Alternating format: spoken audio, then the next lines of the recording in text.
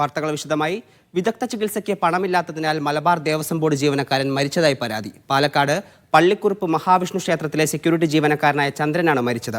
4 ലക്ഷത്തിലധികം രൂപ ശമ്പള കുടിശ്ശിക ദേവസ്വം ബോർഡ് നൽകാനുണ്ടായിരുന്നു. 1996 മുതൽ പള്ളിക്കുറുപ്പ് മഹാവിഷ്ണു ക്ഷേത്രത്തിലെ സെക്യൂരിറ്റി ജീവനക്കാരനായിരുന്ന ചന്ദ്രൻ ഇന്നലെയാണ് മരിച്ചത്. വൃക്കരോഗിയായിരുന്ന ചന്ദ്രനെ വട്ടമ്പലത്തെ സ്വകാര്യ ആശുപത്രിയിൽ നിന്നും സ്ഥിരമായി ഡയാലിസിസ് ചെയ്തിരുന്നു. BP കൂടി തലച്ചോറിലേക്കുള്ള നരമ്പ് പൊട്ടി. അടിയന്തര ശസ്ത്രക്രിയയ്ക്ക് വലിയ തുക ആവശ്യമായി വന്നു. ശമ്പള കുടിശ്ശിക ആവശ്യപ്പെട്ട് ദേവസ്വം ബോർഡിനെ സമീപിച്ചെങ്കിലും പണം ലഭിച്ചില്ല.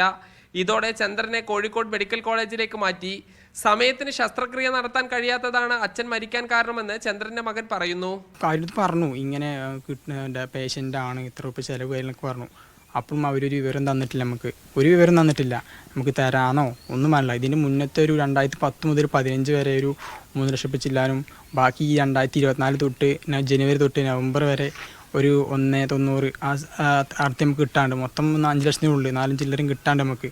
സ്വയം വിരമിക്കലിന് അപേക്ഷ നൽകിയിട്ടും ദേവസ്വം ബോർഡ് അംഗീകരിച്ചില്ല. ശമ്പളം സ്ഥിരമായി കുടിശ്ശിക വരുത്താറുണ്ടെന്ന് മരിച്ച ചന്ദ്രന്റെ സഹോദരൻ പറഞ്ഞു. കുടിശ്ശിക ഒന്നിച്ച് പൈസ തരാമെന്നാണ് പറഞ്ഞിരുന്നത്. ഇതുവരെ ഒന്നും കിട്ടിയിട്ടൊന്നുമില്ല. മഹാവിഷ്ണു ക്ഷേത്രത്തിലെ മറ്റ് ജീവനക്കാർക്കും ലക്ഷങ്ങളുടെ കുടിശ്ശിക ലഭിക്കാനുണ്ട്. മീഡിയ 1 പാലക്കാട്.